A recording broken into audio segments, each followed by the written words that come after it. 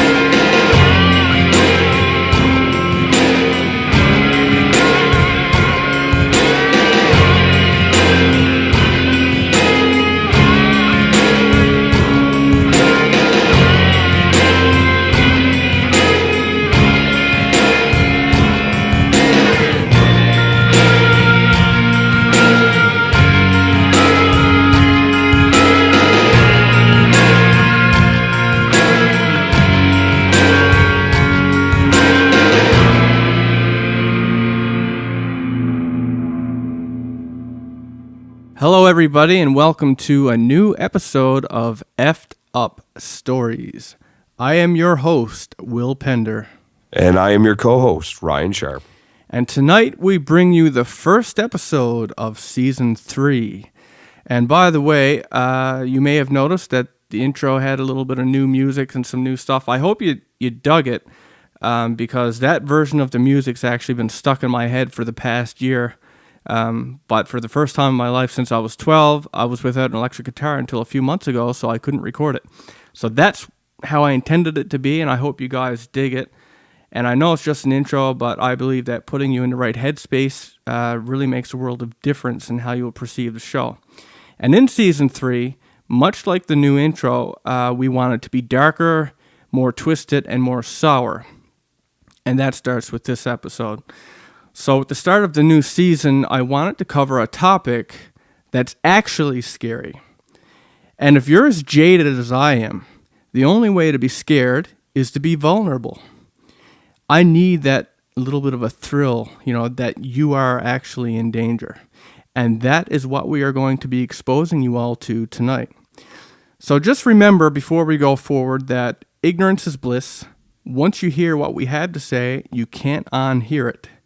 You have been warned.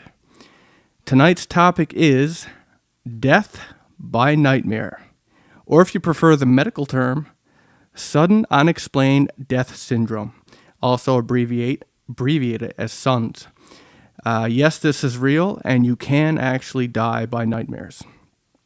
So before we jump into the main topic of the evening, I just want to throw in the quick and familiar note. If you have an effed up story, video, or picture of your own, we would like to see it. You can submit that onto our official site at www.effedupstories.com. That's EFFEDUPSTORIES.com. Just go to the menu, submissions, fill out the form, and click submit. Your content can end up on the website and or possibly in a podcast. And on that note, we actually just got some really cool stories that were submitted by some other people. So for those of you who just live on the YouTube section of what we do, there is some really neat little nuggets of content on our website if you're into that. So with that having been said, let us jump into the topic at hand, death by nightmare. So as I already mentioned, you can die by nightmares. And the proper term for it, a sudden unexplained death syndrome. So let's just go back to the beginning. Now, the earliest story that I could actually find on SUNS, and that's the abbreviated term, actually goes back to 1960. Back then, 11 Filipino sailors had suddenly died in their sleep in Guam. Now, there was a doctor by the name of Gonzalo Aponte, who was brought in from the U.S. Naval Hospital to investigate. And, he talked to people, he kind of poked and prodded around, and what he found was that the 11 victims had actually been complaining of nightmares for days before, this whole thing actually happened. So they went and did all these autopsies like you would normally expect, and they couldn't find anything. These were healthy young men. They really didn't understand how they all of a sudden all just died like that in their sleep. And the doctor, dug further into the whole idea that, that you could actually die by nightmare, the possibility that this could happen.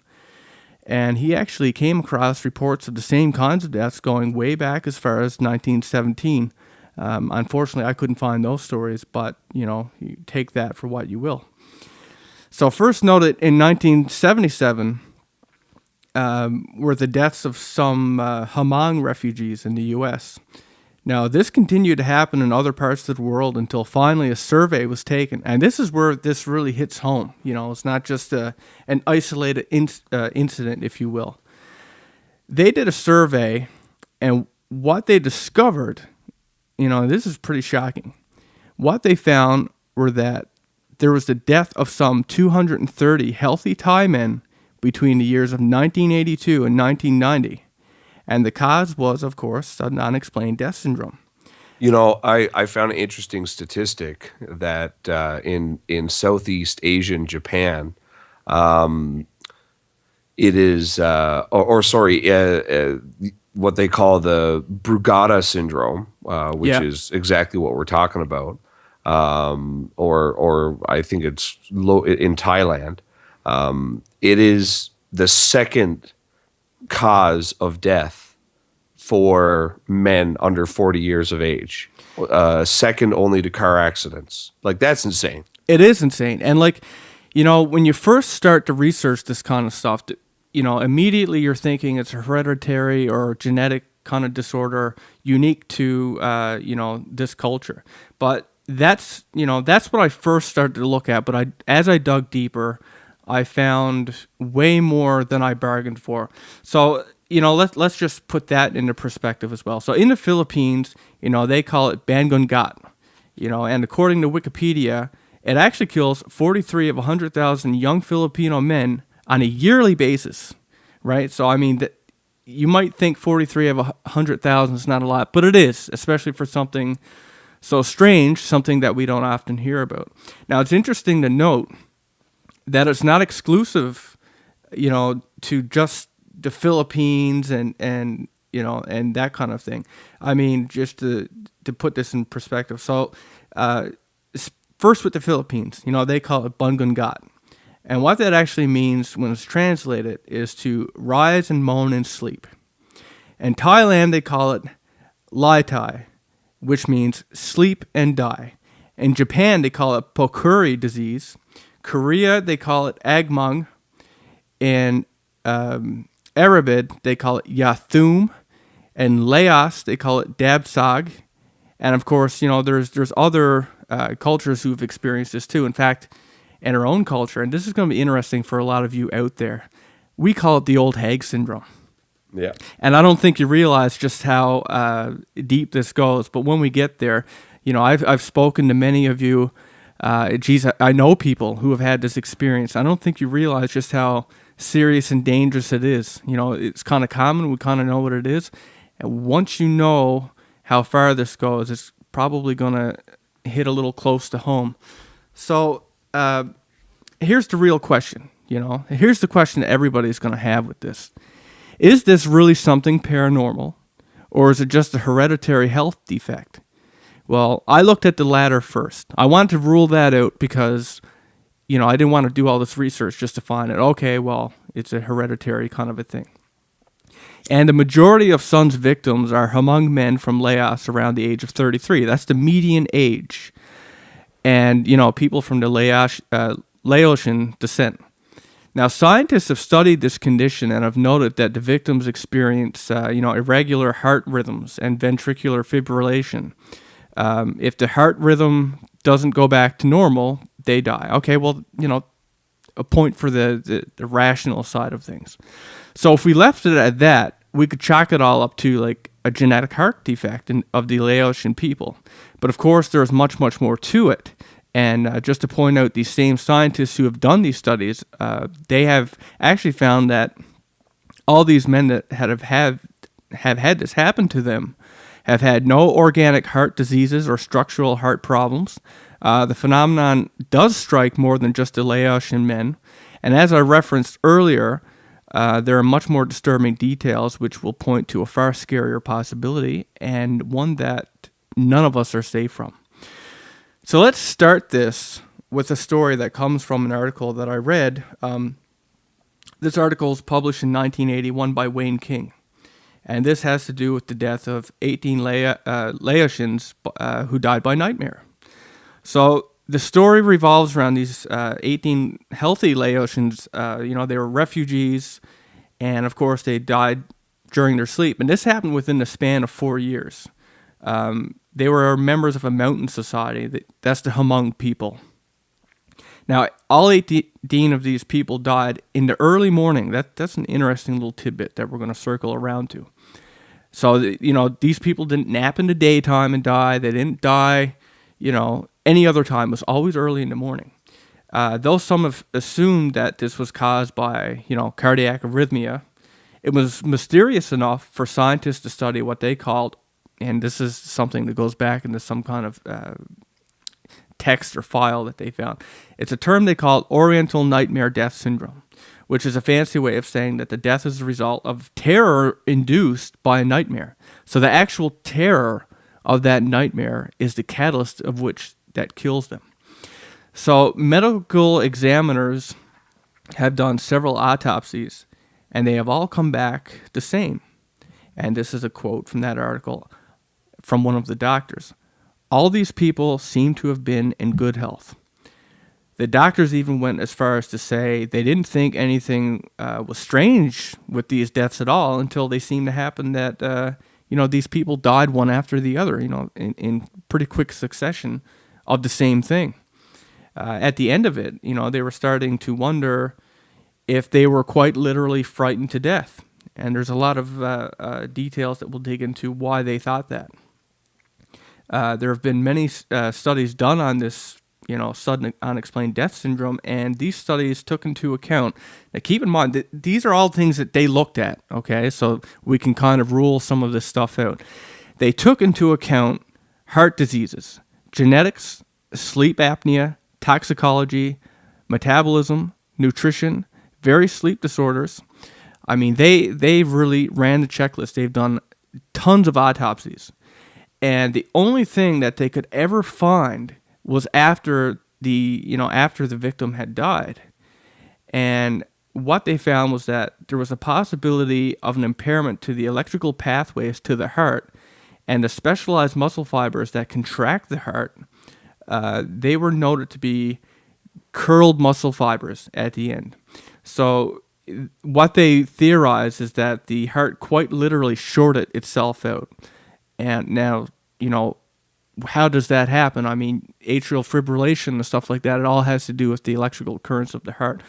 But that's not what this is. What they actually became to widely believe, I mean, this is widely believed among the medical professionals in the field who study this, is that whether or not, that is the physical symptoms that they found in the autopsy afterwards. That was the calling card. But all of these men were healthy beforehand, and there was no other indications that there was any, thing that they could point to.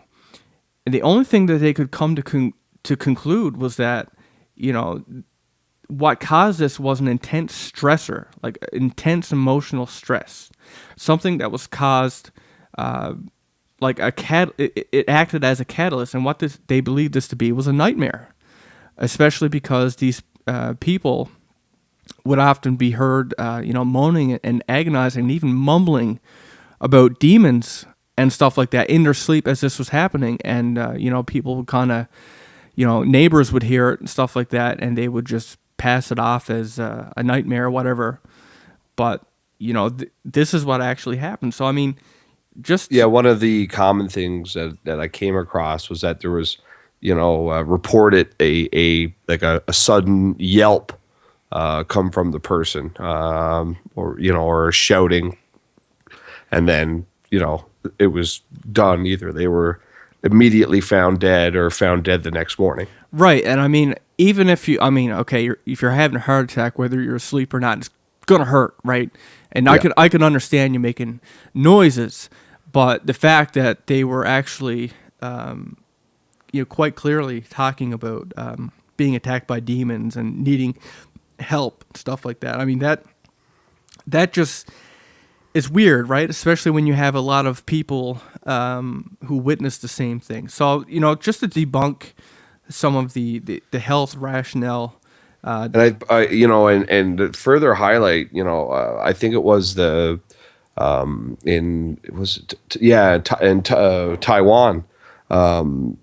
Apparently, one of the things I came across was that some men would put women's lipstick on Yes, when they yes. went to bed because they called it the window ghost for them. But the fiam or however it's pronounced, I guess translates to window ghost, and apparently they believe that is some sort of It was a jealous female spirit that they believe would steal their soul away. and I mean it links up so well with some of these reports of people going through this and actually like you said mumbling about spirits or demons or something. Exactly. So, like, just to debunk some of the health rationale, because I understand that's the first place anybody is going to look, so that you can actually buy into this as anything other than ordinary. Yeah. So, just to summarize what we just said with the health aspect, so that we can jump into the unknown. And we're talking about Southeast Asian people are some of the longest lived individuals on this planet, and comparatively with North Americans have the healthiest hearts because there's not much fat in their diets. Yes, that's actually a very good point. Right. But go ahead. So, I mean, just to throw this out there, I mean, none of these victims, I mean, we're talking a lot of autopsies had been done, and none of these victims had physical, genetic, or any other kind of problem or symptom before this experience. And I know that, sometimes things go unnoticed, but I mean, even after the autopsy, all they found was that, like I said, with the heart and the muscle fibers and looking like they had been, it quite literally gotten a shock, a fright so bad that it would actually, stop their heart. So all that taken into account, even after the experience and everything had been ruled out, the only thing that we know is that the heart is suddenly stopped by what we assume to be severe terror. Now, these people are asleep when this happens, and there are more signs that they're, in fact, having a night terror than any other thing, because we have witnesses who've, seen them actually going through this and thinking it's nothing more than, a nightmare. They toss and turn, they mumble, they, and all this kind of thing. So let's actually dissect this. Let's look at this from the victim's perspective. Okay. So we have, all these different cultures, as I mentioned earlier, who are experiencing these very same, it's the same thing under different names and different beliefs. But while the beliefs vary from culture to culture, the end result is the same. So let's start with the Hmong people. The Hmong people believe that they can be visited by an evil spirit, and this spirit threatens to literally press the life out of them. And if this sounds similar to the old hag, which is what we know in American culture, that's because it's the same damn thing. It's just, that's what we call it. So they call this nightmare, this specific nightmare, dabsog, which causes unfathomable levels of stress and fright. And of course, they even believe that this can cause sudden death. The shock and adrenaline quite literally shorts out their heart. So one of the things that psychologists have pointed out among these people, because the Hmong people, they really do, they're all very aware of it. Like, I know in American culture, a lot of us, especially into the paranormal, we're aware of the old hag, experience. But to the Hmong people, they're very in tune to, it's more than just a bad dream. They're very in tune to how serious it is, and that, they believe it's actually a spirit that comes to kill them. And, the psychologist, he theorized that because the belief was so strong in these people, it made them that much more susceptible to experiencing it and actually becoming victims, because, when they would have this dream, it was so real and so frightful to them that it would kill them. They couldn't will it away. Like it's such an ingrained part of their culture. It's and everybody believes it's true, and then bam, you have this experience, and it it's like manifest destiny, right? Yeah, like for a lot of us, if it were to happen, we would it would be terrifying. We've lots of us have experienced sleeping paralysis within nightmares. I've done it only once or twice. My wife has done it. I'm sure you've done it, Ryan. Oh yeah, I've had sleep paralysis most of my life. Right, and I'm sure that many of our listeners out there have had this happen. But I don't think any of us at the time, or probably before now, even thought that you could die. It's a nightmare. No. It's scary. You're aware, but I mean, you don't think. Well, the Hmong people, when they had this, they knew that they could die, and that belief, I think, just really catapulted the possibility, the fright that they would have. So I mean, that's the Hmong people. But in Thailand, as you mentioned, they're visited by the widow ghost. And, it's interesting to note that the widow ghost actually only apparently comes to steal away the souls of young men. It doesn't target women. It's a young man thing. And, I mean, this actually goes back even to, the Hmong people. The median age for most of the victims are 33-year-old men. So again, we have young men, and as you already pointed out, in their culture, the men will actually go to bed wearing lipstick, hoping to fool the ghost away, thinking that their women will leave them alone. But I've actually found threads on the internet. I mean, it's one of those topics that it's hard to find a lot of stuff on. But I did come across several different forums and threads where there was an article on this stuff, and there was lots of sufferers there. I mean, I guess that's how they found it, is they were Googling issues that they had, and they happened to stumble upon this thing, and they were all sharing their experiences. And this thread was full of people from different cultures, different walks of life, and, I read some interesting things there. So, like, this one person from the Philippines, they said that they called this experience Orom, O-R-O-M. And he said, you don't always die when you have an attack, but, it's always a risk when you have one. He said, in his case, when he experiences it, it's like he's very conscious, he's very aware of what's going on around him. He's just paralyzed. His eyes are closed. He can't open his eyes. He can't move, but he's completely awake and aware. He can hear his relatives passing by. He can listen to their conversations, but he has deep sleep paralysis. And, that's something that we've all experienced. Now, when they have an attack, and they know it's an evil spirit attacking them, they're very aware in their culture of this. Despite being aware of this, and despite that they're awake and nobody else can see the demon, they can't hear it, they can't feel it, only the sleeping person. But they have methods to try and save themselves. And they quite literally bite their tongue.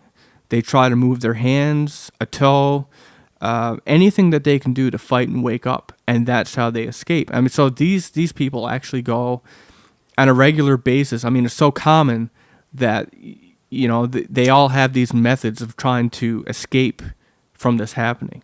Another interesting comment from somebody was actually from a young white male. Not from a foreign place or anything like that. An American. And he wrote about being attacked by what he called a terrifying spirit that tried to, and I quote, suck his soul out. Now, he eventually escapes and he wakes up, but he's terrified of what's going to happen when this eventually, inevitably does happen again, if it does, in fact, suck his soul out. And there's these hundreds of people, sharing these similar stories. I mean, maybe this person believes it's sucking out their soul. Maybe this person feels it's just trying to kill them. Another person, but it's all the same kind of a thing, and it's a negative entity. From one person, it's a demon on their chest. And again, it's relatable to the old hag. Maybe they are chased.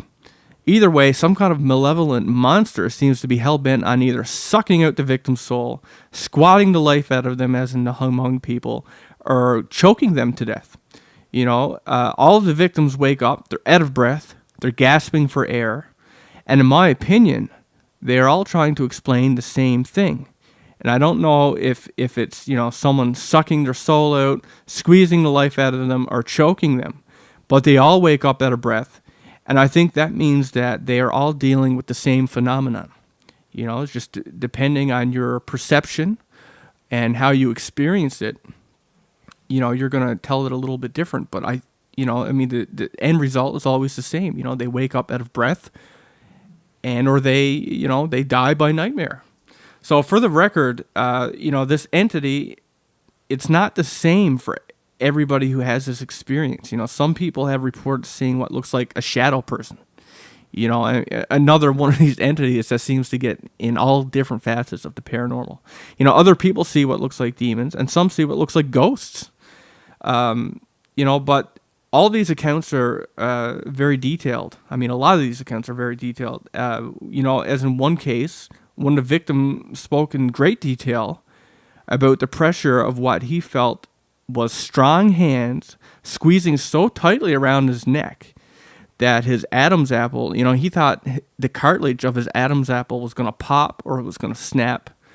And I mean, I've actually spoke to some people. I mean, you remember we did that episode not too long ago with Mike about his, stirring up old devils, right? You know?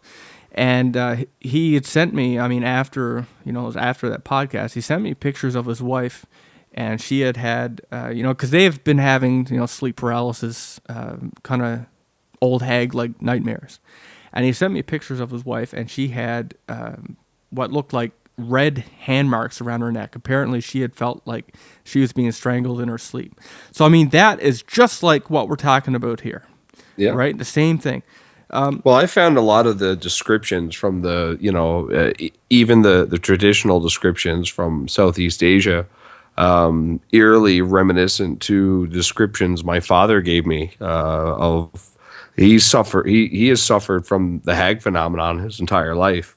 And in fact, the first time he told me about it, he said it had been 10 years since he had an episode, and he just, he never thought about it, never talked about it because it was so terrifying.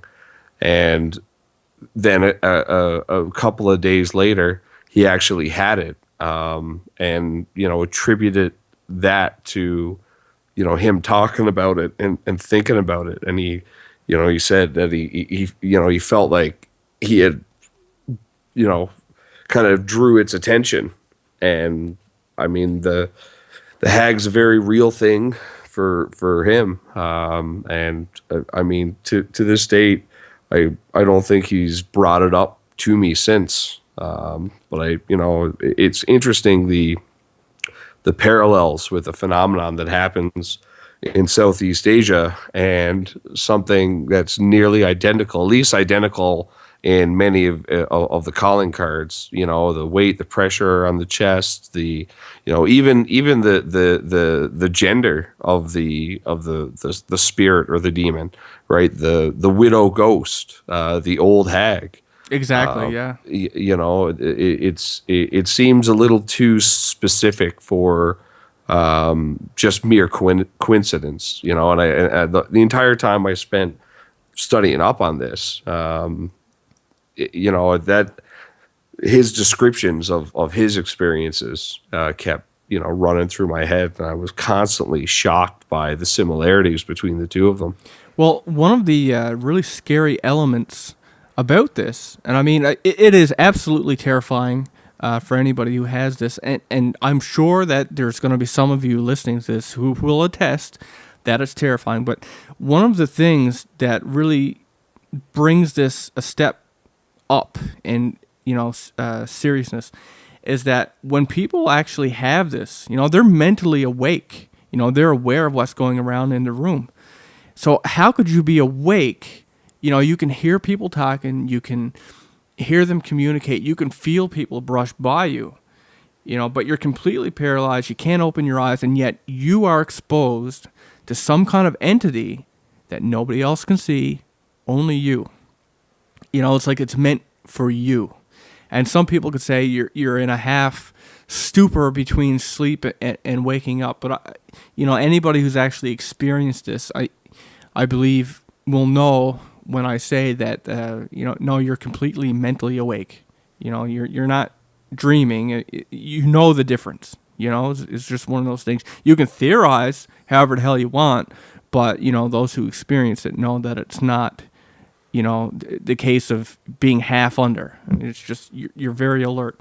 So we looked at the perspective from the victim's point of view. Let's look at the perspective from the spectator's point of view, the witnesses who actually see this happen to people.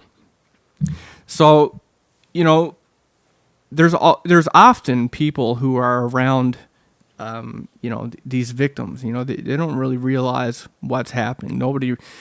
I would assume that not many people really know what this is.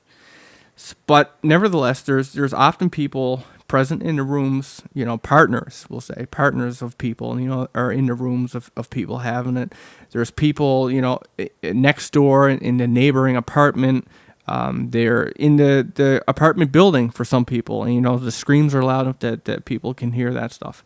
And there's all these different victims. And, they hear moaning. They hear groaning from the victim in their sleep. And to quote an article that I read, they said, and I quote, "They sounded like they were suffering in agony," unquote. Right? I mean, so this isn't your normal, in your sleep. This is crying bloody murder for some people. Also taken from that same article, and this is by Reuters, if anyone's interested, is that these episodes usually claim, and this is very, very interesting, they usually claim their victims at 3 a.m. in the morning. And this was uncovered by different doctors who've done, autopsies, right? So most of these people, they go, and remember earlier I said that, all these people, they die in the morning. Well, I find it interesting that they could actually lock it down to 3 a.m. in the morning. Because, of course, 3 a.m. is the witching hour. And when we're discussing the possibility that a demon is killing these people in their sleep, I mean, does that not seem like a creepy coincidence to anyone else? That's creepy to me, Yeah. Witching hour, demons, and they're dying in their sleep, attacked by demons, yeah. So, I mean, that's a really creepy connection there. They're screaming out in the night. They're giving descriptions of evil spirits or demonic entities.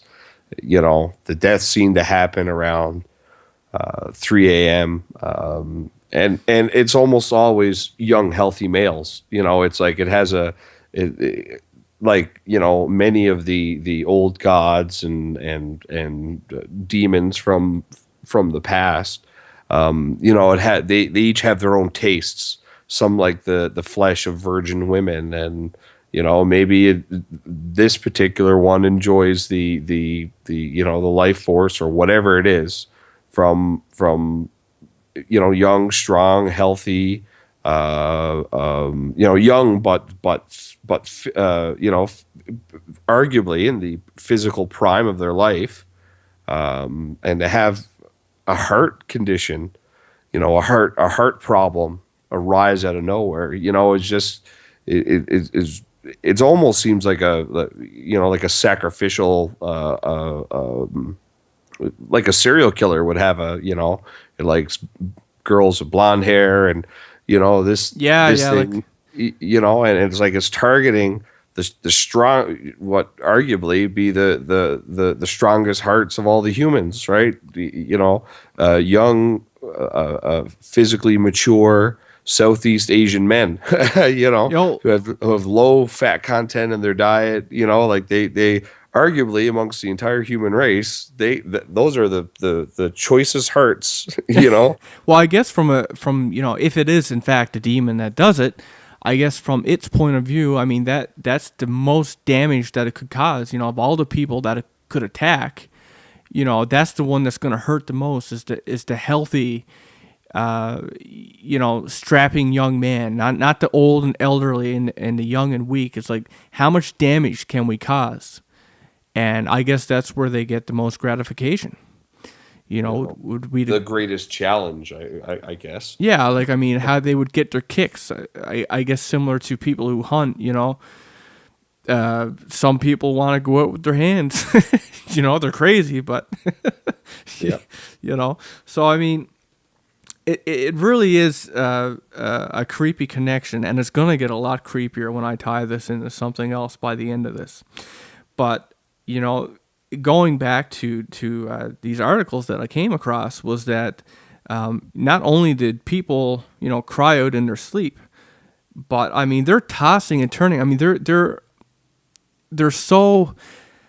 It doesn't seem like sleep. Like, I mean, I've seen like my wife have nightmares in her sleep, and it's a little bit of kind of thing, and I'll like elbow her or something like that to shut her up so I can I can go back to sleep. But I mean, it's not full on toss and turn and screaming, that kind of thing. It's not dramatic. And I know that night terrors are different than nightmares. I mean, that's, if anything, it sounds more like night terrors. It's dramatically affected. You could see the physical and emotional reactions much more pronounced than it would be from a nightmare.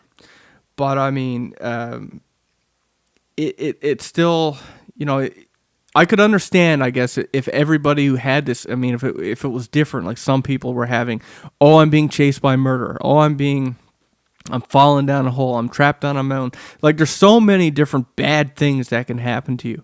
I find it interesting that all these cases seem to revolve around being chased by a demon or a malevolent entity. I mean that's of the female gender. Of the female gender, yes. It's even specific in gender. And like you said, if this was simply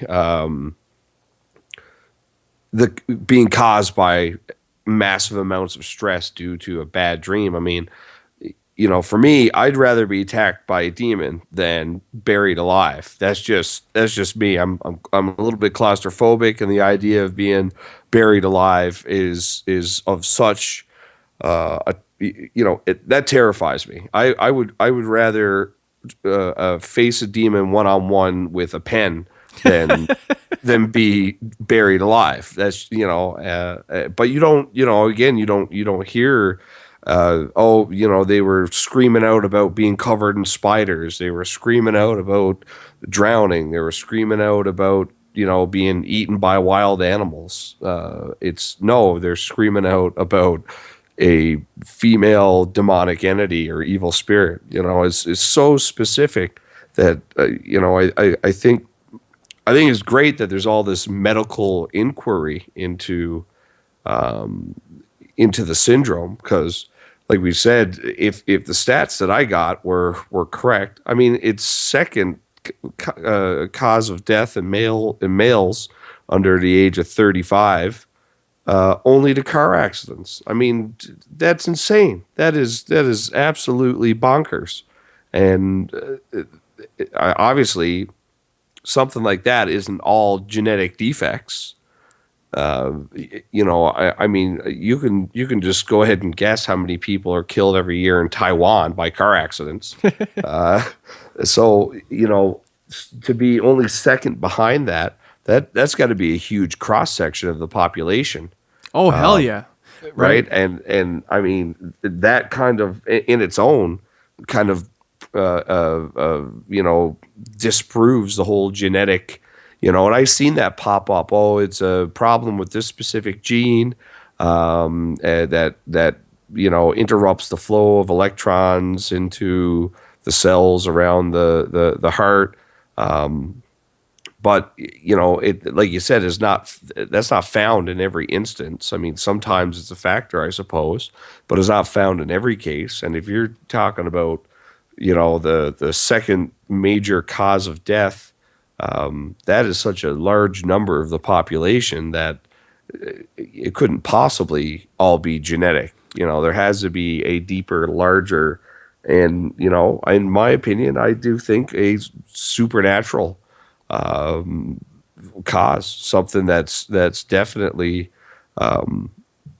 more than mundane at the very least. Well, I mean, even to go back to, a good round of these medical professionals who had, really studied up on this thing for a while. I mean, even they came out and said that, while they can find this physical, I guess, calling card after it had happened, despite the fact that they were healthy and blah, blah, blah, they all believed that, it wasn't that, they could say, yeah, it was electric energy, the electrical impulse that like fried their hearts. But I mean, they all believed that it was induced by, sheer terror.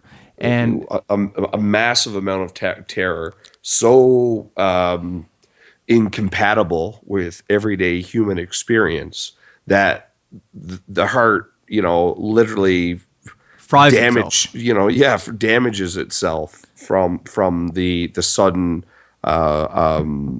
you imagine somebody coming up behind you going boo.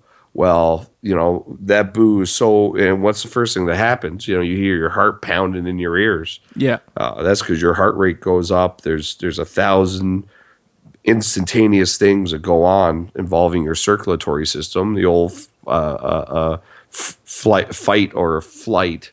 I guess they've added a new one: freeze, fight, flight, or freeze, because there seems to be a lot of people just fucking freeze up, like deer in the headlights, as the saying goes. Well, right, and I mean, if you take into account all these witnesses who've been around and heard them, actually speaking about demons and stuff like that in their sleep, and not to mention the people who have these experiences and manage to wake up and not die, right? I mean, that's something too. Everybody don't die when they have them, but I mean, they come back and they're more of a believer than ever when they come back. So now, as strange as all this sounds, and I mean, it is strange. In fact, as someone who loves the paranormal and reads up on it as much as me, I'm so surprised I haven't stumbled on this before. Right. I mean, it's such a huge thing. And it's so buried, on the internet. I mean, I only found it because I was trying to find something really freaky, right? But I mean, it's so buried and so unknown.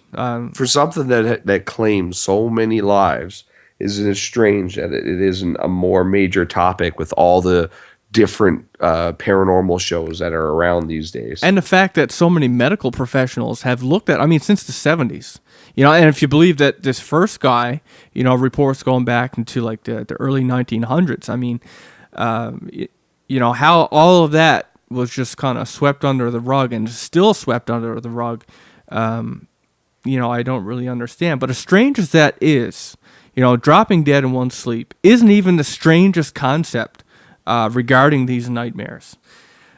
What I'm going to talk about now is so beyond that it really is. It starts to get freaky. So what I'm talking about is people who actually commit suicide in their sleep. And there's a medical term for this too. It's called parasomnia pseudo-suicide.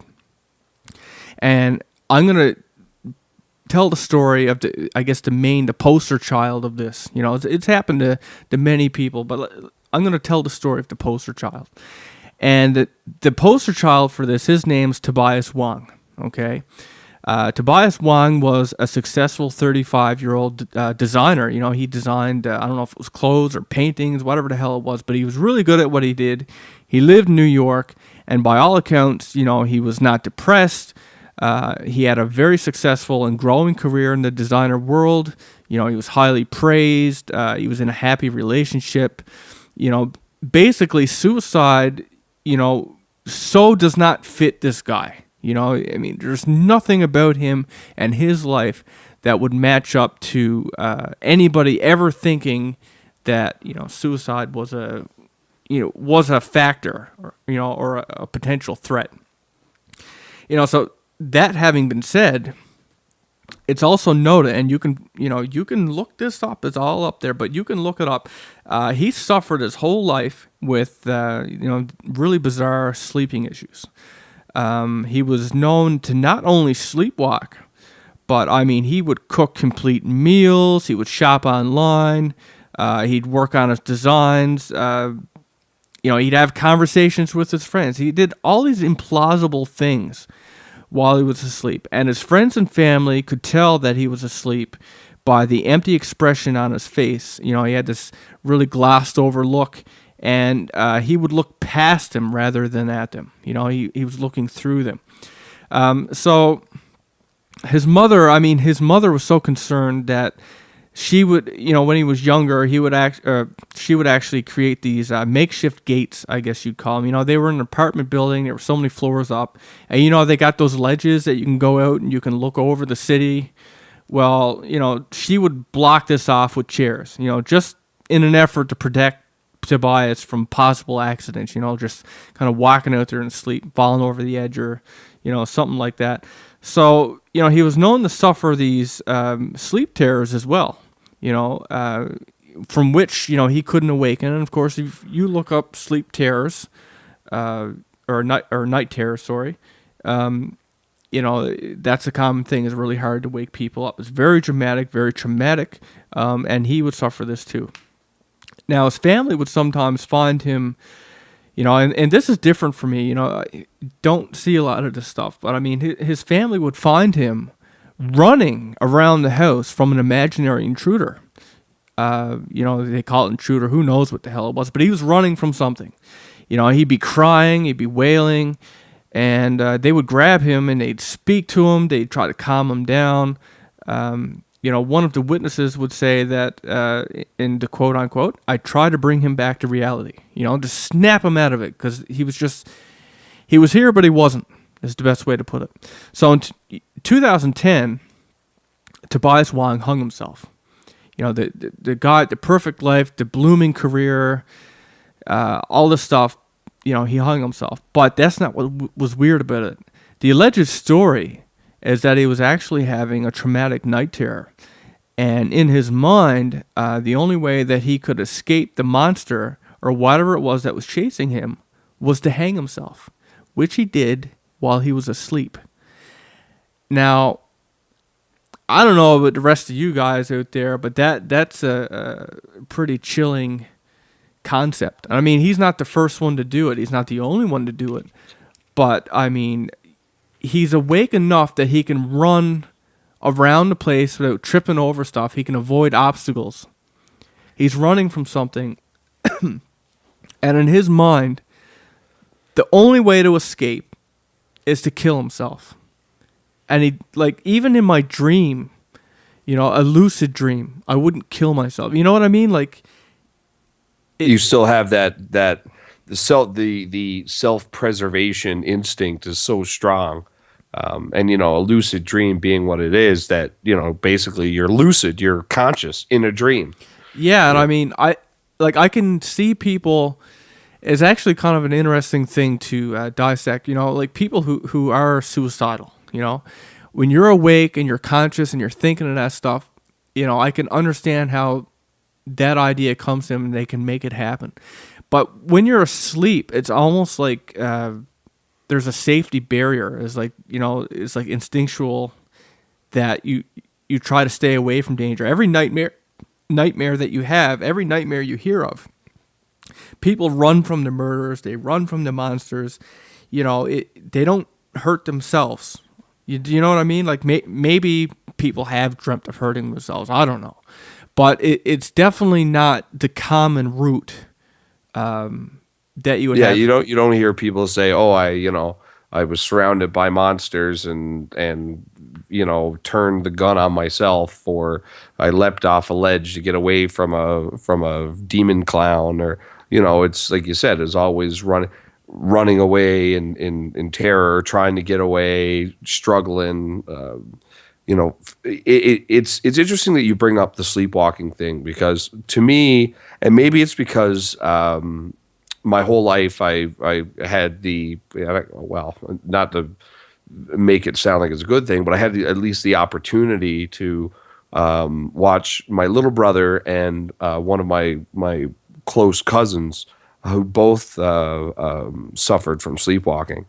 Now, my brother wasn't as bad as my cousin, because my cousin, they actually caught him a couple of times, like about to take a 10-foot step off of the edge of their patio, and to the point where there was alarms on all the doors and stuff, like actual sleepwalking alarms. And if you got up and peed in the night, you didn't want to go close to the door and rattle the doorknob, because it would set the alarm off. But I had the opportunity to see him in these sleep states several times, and it's so interesting to deal with somebody who is conscious but asleep. Yet like, we could talk to him and he would respond sometimes correctly, and other times it was like talking to a crazy person almost. And I often wondered my whole life is how, as a society, how is sleepwalking not one of the most terrifying top concerns about we need to get that fixed. The idea that you can get up and unconsciously mill about in the wee hours. I mean, a friend of mine, their kid gets up in the middle of the night and showers asleep. Right. Yeah. I mean, he's getting in the shower and he's asleep, and that's what you do to people to wake them up. Throw water on them, But here he is, locked in sleep, and I can't imagine if that was my kid. I'll always be worried. Is he going to slip in the tub and smash his head? Is he going to break his arm?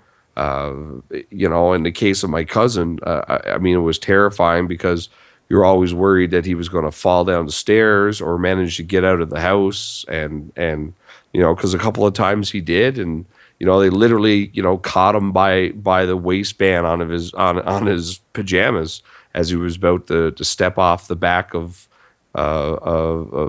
this patio. I mean, it had a rail around it, but there was like bench seats built into it. So he stepped up onto the bench seat and then stepped up onto the back of the seat and was about to step off. And the idea that we're somehow we're okay with sleepwalking, I find that one of the most terrifying things. Well, I can do you one better.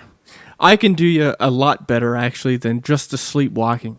Because another thing that, I was aware of this before, but I mean, it kind of ties into what we're doing here. And that is, of course, okay, we got suicide. That's really bizarre for someone who's asleep. But there's people who have committed murder. They've raped people. They've beat people and more, all acted out while they were actually asleep. I mean, scientifically studied. Psychologists have studied them.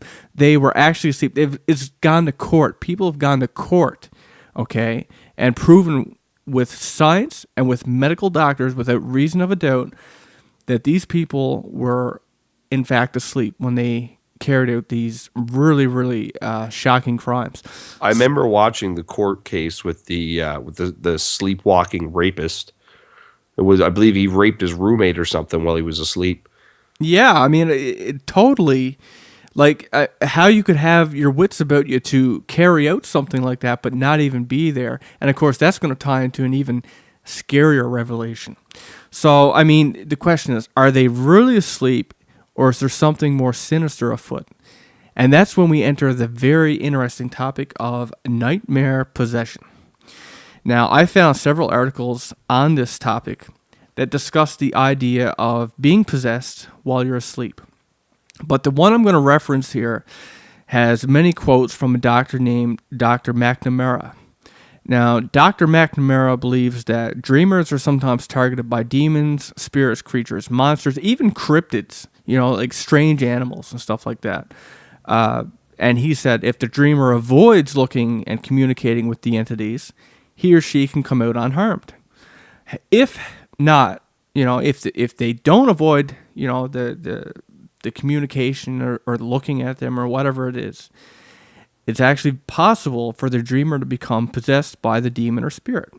So he points out, and this is a clinical fact, okay, that most involuntary, which I find interesting, involuntary possession, because, who would want to be possessed? But anyway, most involuntary possession actually happens overnight. The person who has this happen quite literally wakes up possessed. They go to bed normal, they wake up possessed. No doubt that happens around the witching hour. It seems to always, come back to then. So is it possible that those who kill, rape, and hurt others while asleep are actually possessed? That these people are much more susceptible to possession while asleep. It's certainly worth looking into, in my opinion. Now that you say that, I actually watched, and I can't remember the name of the individual, but there was this man they studied him because he would get up in the middle of the night and rage, and he pushed his wife or threw his wife through a plate glass window. He's broken her nose. He's pretty much, I think he trampled the kids a couple of times, but they would every night he would go to sleep on the couch. And they just as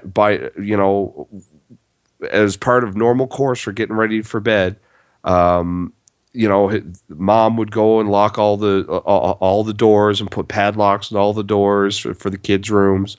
The kids would push their dressers in front of their doors. Mom would go in her room, lock it from the inside, and put heavy objects in front of the door. And then I watched the videotapes of this guy. And I was pretty young when I seen it, but not, I wasn't a child, but I was pretty young. And it really affected me because he looks at the camera, and I it must be just the kind of but the look, the stare that he gave the camera when he woke up, he just bolted right up out of bed, roared in this unholy rage, and began ransacking their house.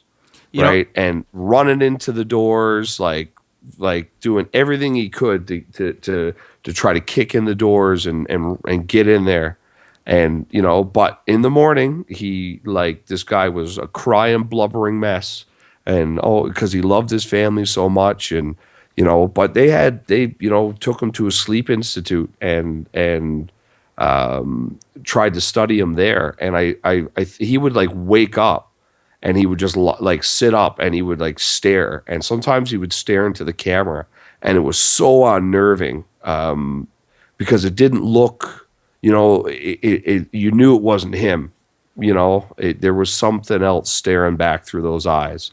And it was, for me, for a long time, it was one of and I always thought to myself, my God, that guy is possessed. If there's anybody possessed, that guy is friggin' possessed, I think I've seen that myself. I remember seeing at least 3 or 4 or possibly more cases of the same stuff growing up, and it always stuck with me. I'm sure one of you out there will know what we're talking about. Feel free to put a link in the comments. Thanks. Oh, for sure, yeah.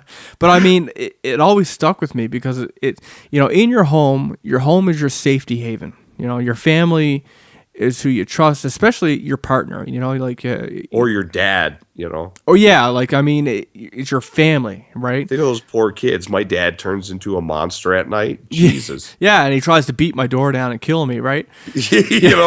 All right, good night, honey. I love you. I'll kill. Hopefully I'll see you in the morning.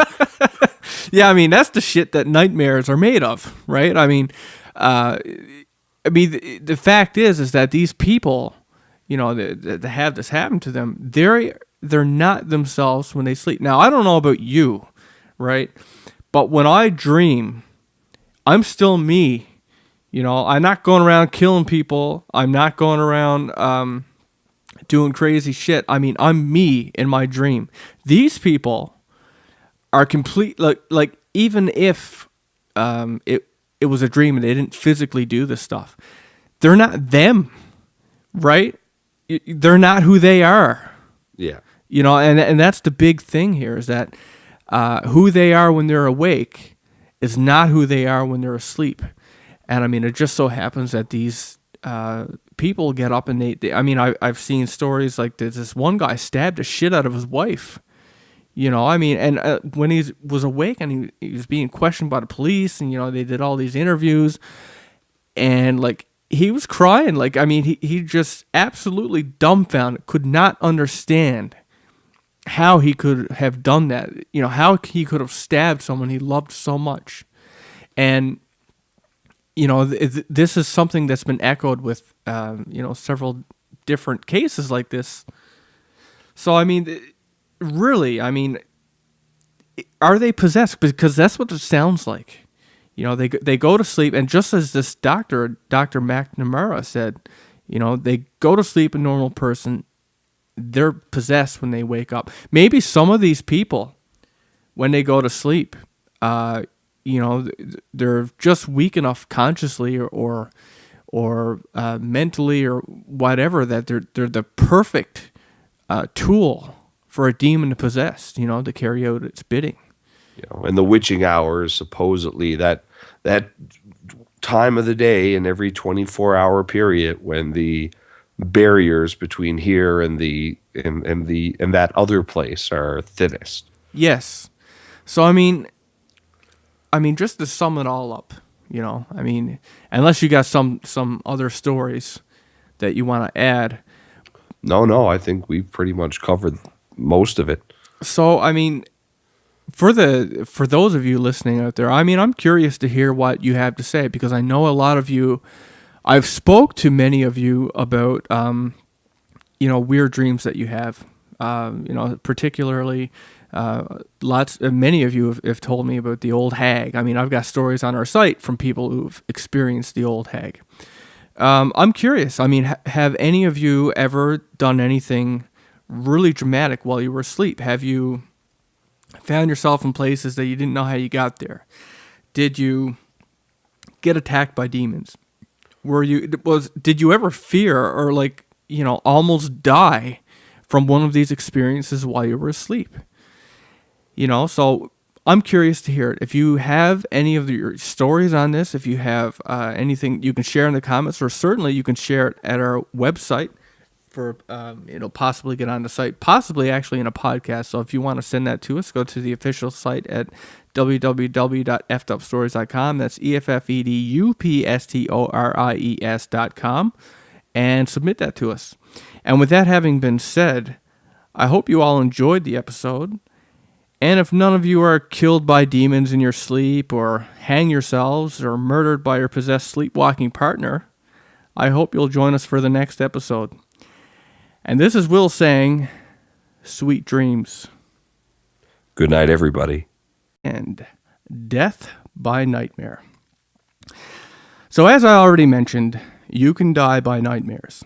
And the proper term for it is sudden unexplained death syndrome. So let's just go back to the beginning. Now, the earliest story that I could actually find on SUNS, and that's the abbreviated term, actually goes back to 1960. Back then, 11 Filipino sailors had suddenly died in their sleep in Guam. Now, there was a doctor by the name of Gonzalo Aponte who was brought in from the U.S. Naval Hospital to investigate. And, he talked to people, he kind of poked and prodded around, and what he found was that the 11 victims had actually been complaining of nightmares for days before, this whole thing actually happened. So they went and did all these autopsies like you would normally expect, and they couldn't find anything. These were healthy young men. They really didn't understand how they all of a sudden all just died like that in their sleep. And the doctor, dug further into the whole idea that, that you could actually die by nightmare, the possibility that this could happen. And he actually came across reports of the same kind. Like moths to a flame, you've thrown caution to the wind for a glimpse into our world. Well, now you're in it. Welcome to Effed Up Stories.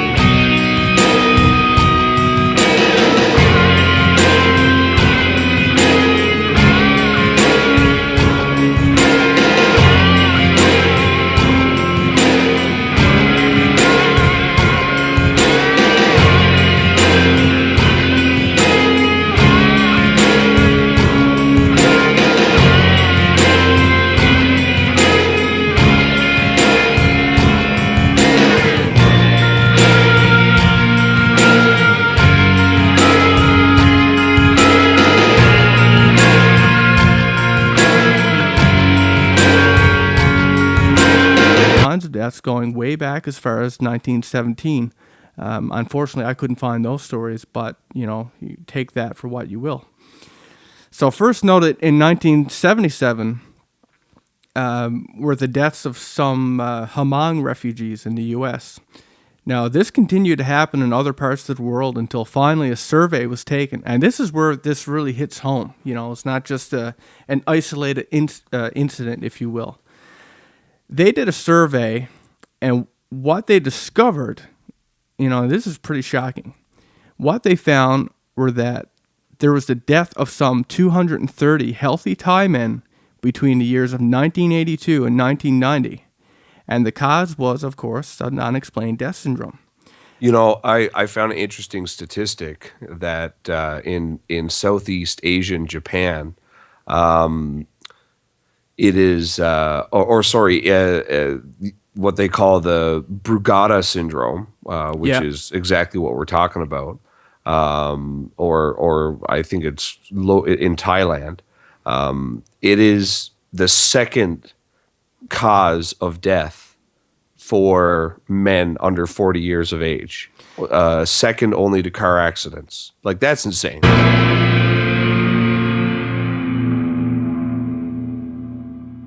Hello, everybody, and welcome to a new episode of Effed Up Stories. I am your host, Will Pender.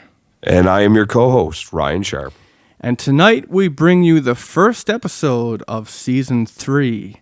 And by the way, you may have noticed that the intro had a little bit of new music and some new stuff. I hope you dug it, because that version of the music's actually been stuck in my head for the past year. But for the first time in my life since I was 12, I was without an electric guitar until a few months ago, so I couldn't record it. So that's how I intended it to be, and I hope you guys dig it. And I know it's just an intro, but I believe that putting you in the right headspace really makes a world of difference in how you will perceive the show. And in Season 3, much like the new intro, we want it to be darker, more twisted, and more sour. And that starts with this episode. So at the start of the new season, I wanted to cover a topic that's actually scary. And if you're as jaded as I am, the only way to be scared is to be vulnerable. I need that little bit of a thrill, that you are actually in danger. And that is what we are going to be exposing you all to tonight.